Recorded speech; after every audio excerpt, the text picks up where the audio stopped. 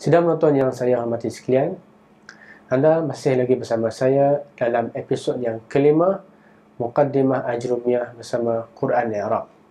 Dalam episod yang lepas, kita telah membincangkan mengenai pembahagian Al-Kalam dan juga isim.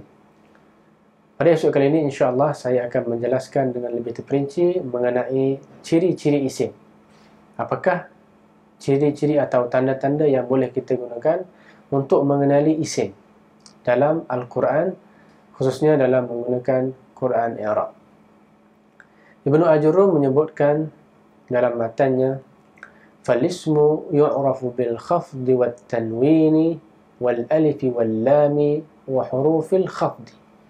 Jadi di sini terdapat 4 ciri-ciri isim. Yang pertama adalah al-khafd. Al-khafdu. Yang kedua, at-tanwin. Dan yang ketiga, al-alif wal-lam. Dan yang terakhir adalah hurufu al-khafdi. Kita teruskan dengan ciri yang pertama, iaitu al-khafdu. Al-khafdu adalah sejenis tanda akhir isim. Sama ada baris bawah, ya atau sebagainya, lazimnya ya, yang masuk ke dalam isim sahaja.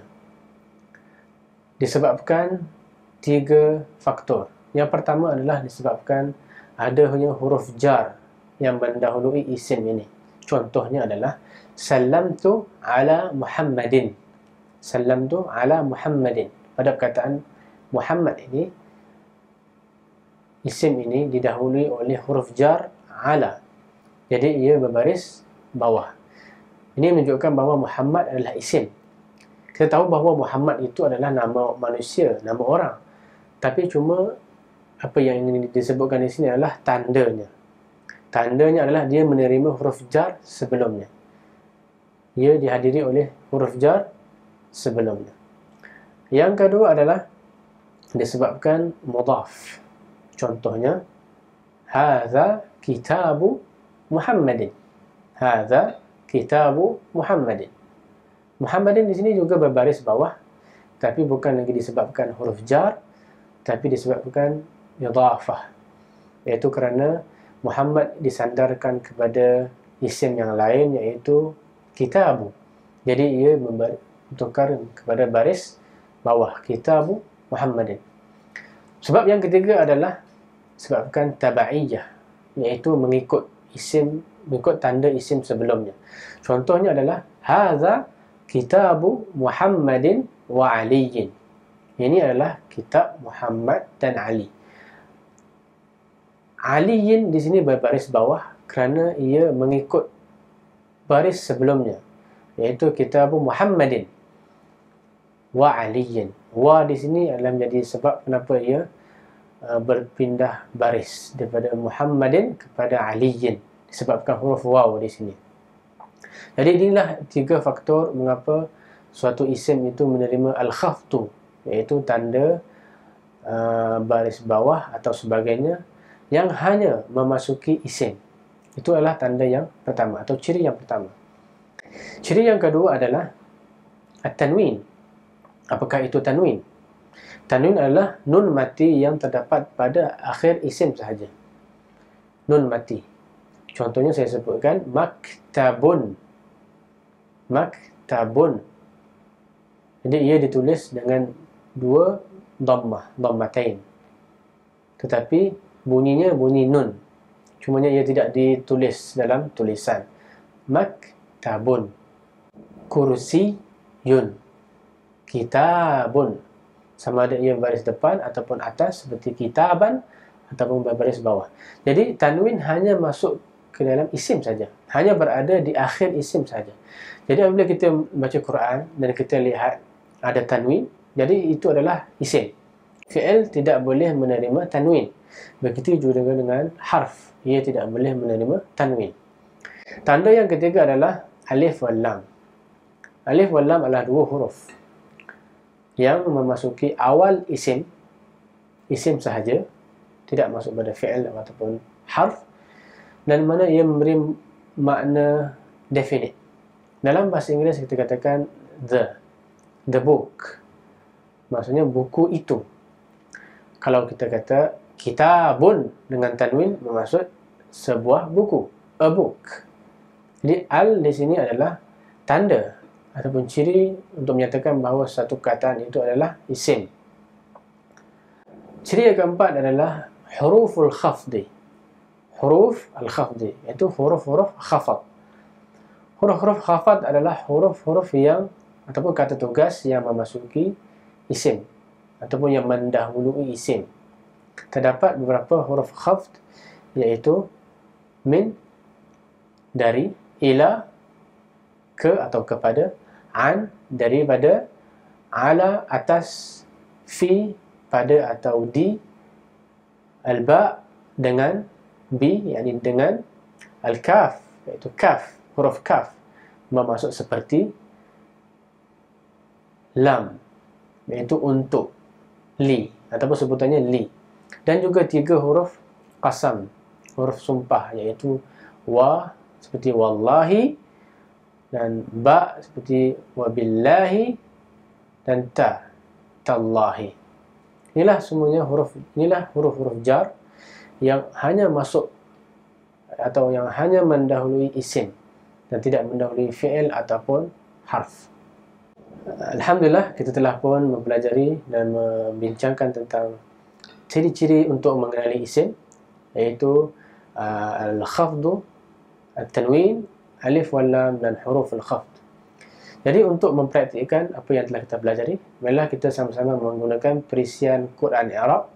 Anda boleh membukanya melalui online ataupun menggunakan Android dan juga iOS.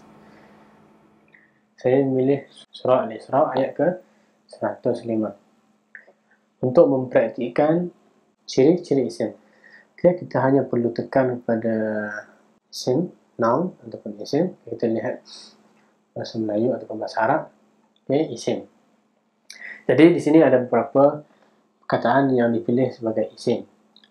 Kita telah menyebutkan tadi bahawa isim ini dikenali dengan melalui 4 ciri, iaitu yang pertama al-khafd, kedua at-tanwin, yang ketiga alif wal lam, dan yang terakhir sekali adalah huruf al-khafd. Mari kita cuba keluarkan beberapa contoh yang mewakili ciri yang pertama, iaitu baris al-khafd, yang menerima baris al-khafd. Okay? Kita pergi pada seawal ayat yang ke-105. Wabil haqqi. Di sini al-haqqi adalah isim kerana dia berwarna biru. Cuma kita boleh memikirkan mengapa dia dipilih sebagai isim, kerana antara 4 ciri itu dia berbaris al-khafd. Dia menerima baris bawah. Okay, hanya isim saja yang boleh menerima baris bawah. Contoh lain bagi ciri yang pertama. Okay, an-nasi. Ya, an-nasi juga adalah isim kerana ia menerima baris bawah. Begitu juga dengan mukthin, menerima baris bawah. Dan banyak lagi contoh lain. Okay, lil-azqani, ini adalah isim kerana dia menerima baris bawah, baris kasrah. Wa qulil hamdulillahi Allahi, li, dim Allah lafaz jalalah telah dimasuki oleh huruf jar li. Jadi baris akhir bagi lafaz jalalah Allah adalah baris bawah, dan maka dia adalah isim. Itu adalah ciri yang pertama. Ciri yang kedua adalah tanwin. Tanwin seperti mana yang saya sebutkan, dia adalah nun mati yang berada pada akhir isim, tapi huruf nun tidak disebutkan, tetapi ia diwakili dengan tanwin, tanda dua baris. Contohnya, mubashiran. Tanwin berada di akhir perkataan. Mubashiran, dia adalah isim, keadaan akhirnya adalah tanwin. Contoh lain, nadhiran. Nadhiran. Kita boleh lihat pada maklumat yang diberikan berkenaan dengan nadhiran. Alamatul isim, at-tanwin. At-tanwin. Nama isim adalah tanwin disebutkan di sini. Apa lagi contoh? Qur'anan adalah isim berwarna biru dan ia adalah isim kerana ia berakhir dengan tanwin. Boleh lihat alamatul isim tanwin. Kemudian kita pergi kepada tanda yang ketiga, iaitu alif dan lam. Mari kita sama-sama mencari beberapa contoh dalam muka surat ini daripada ayat 105 hingga 110. Contoh di mana isim bermula dengan alif dan lam. Ya, banyak ya. Contohnya kita ambil dari sini, al-ilm. Al-ilm adalah isim, dia berwarna biru. Cuma kita justify, kita berikan sebab mengapa, kerana ia bermula dengan alif dan lam. Alif dan lam dia hanya boleh memasuki isim, tidak boleh memasuki fi'il. Jadi ia menerima syarat, menerima ciri yang pertama, ciri yang kedua, iaitu alif dan lam. Tetapi baris akhirnya baris atas, tidak mengapa. Dalam ciri-ciri isim, jika salah satu ciri itu sudah ada pada suatu perkataan, maka ia boleh dianggap sebagai isim. Contoh lain adalah Ar-Rahman. Ar-Rahman, alif lam.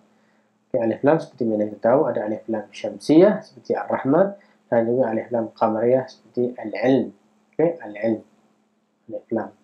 Okay, kita lihat pada maklumat yang diberi, alamatul isim adalah al-ta'rif bi'al.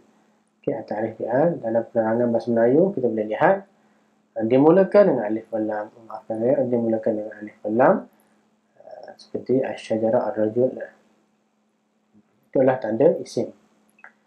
Kemudian tanda yang terakhir, yang keempat adalah menerima huruful khafd, menerima huruf jar, iaitu min, ila, an, ala, fi, ruba, kaf, al-ba, al-lam, dan huruf al-qasam. Mari kita lihat dalam contoh ini di manakah yang mengandungi huruf-huruf jar. Yang pertama sekali, bil haqqi. B memasuki al-haqqi, jadi dia adalah isim. Dia adalah isim. Contoh lain adalah ala mukthin. Ala huruf al-khafd, huruf jar, memasuki isim. Jadi mukthin ini adalah isim kerana ia didahului dengan huruf khafd dan juga ia diakhiri dengan tanwin. Contoh lain yang dimulakan dengan isim dengan huruf jar adalah min qablihi. Apa ni? Qabli. Li ini membentuk satu perkataan. Alhamdulillah, kita telah pun mempraktikkan tajuk ciri-ciri isim dalam Al-Quran melalui perisian Quran Arab. Mudah-mudahan dengan teori dan juga praktik yang kita lakukan pada hari ini, yang kita pelajari pada hari ini, dapat mengukuhkan lagi pemahaman kita terhadap isim, khususnya ciri-ciri isim.